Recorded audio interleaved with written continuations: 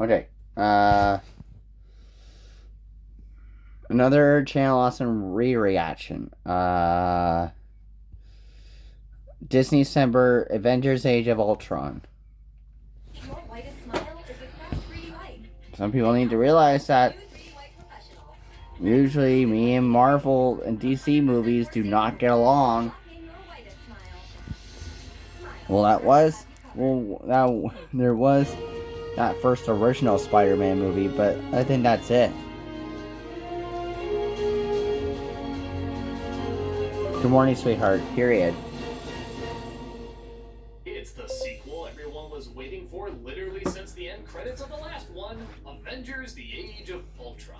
After one of the most hyped up and biggest blockbusters of all time came out, everyone was waiting what the second one was gonna be. Was it gonna be bigger? Was it gonna be better? Was it gonna be funnier? In some respects, yeah, it is all those things. In other respects, it's kind of hard to keep the wow factor going after such a groundbreaking last one.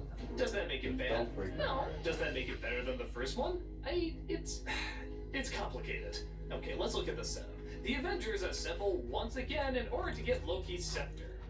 They didn't meet up for all those other times the world was about to be destroyed. It's a comic book, don't think of that. But Tony Stark's mind is manipulated by another character called Scarlet Witch, who makes him see a destroyed future that apparently he's responsible for. Like an idiot, he reads it as, I didn't do enough. So he creates this computer that's apparently gonna create peace in our time. Oh, come on. He didn't think that maybe this is what would cause all those terrible things to happen? Because, you know, the audience is 10 steps ahead of him on that. But whatever. He creates this computer program known as Ultron. Ultron, of course, wants to create peace in his time, but in the way that he knows how. By getting rid of everyone. Oops, forgot to overlook that glitch. So now Ultron is trying to destroy the world by making tons of different versions of himself, trying to raise a giant city as a meteor and smash it into the world.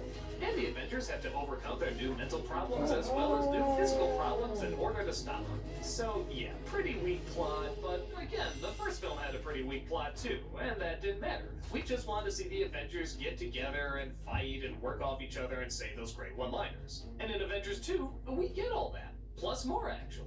There's a wonderful scene where they've all been mentally ripped apart, and so they go to this cabin to try and get away. It's easily the best thing in the film because we haven't seen anything like that before. It felt like the Avengers were actually evolving as characters, and through a way that they hadn't really done yet. So in some respects, it's exactly what we wanted, but in others, don't we want to see something we didn't know we wanted? Like Hello? that cabin scene? And don't get me wrong, I love that cabin scene, but why is there only one scene like this in the movie and not more? It's kind of weird because the film does kind of feel like it's on repeat. Here's all these action scenes, all these one-liners, and they're good, they're well done, there's nothing wrong with them, but there's nothing really new about them either. The wow factor from this is kind of gone because there aren't really any new Avengers for them to interact off of. I mean, okay, there's this Scarlet Witch and this fast guy, and they create this other one called the Vision, and at the end they're indicating that there's even more being added to the mix, but all these other characters had their own movies. Half of these people are being introduced in this film, and the other ones, they were just kind of side characters. We're not exactly excited to see them. Now, they're not bad, but they're no Thor, Iron Man, or Captain America. There's also a totally out-of-nowhere romance between Black Widow and the Hulk, and it's good. Again, not bad, but I'm not exactly gonna lose sleep if I don't see them get together. But again, it is evolving the characters to a different place than when we started. I do feel I found out more about these people after watching this film than I did after watching the first Avengers. That's something that was really missing in the last movie. But with everything else, even if it's done good, the investment isn't quite as strong because we've kind of seen this stuff before. A bad guy who doesn't see destroying the world as a bad thing and he tries to make up some philosophical bullshit about why it's not. People being hypnotized to do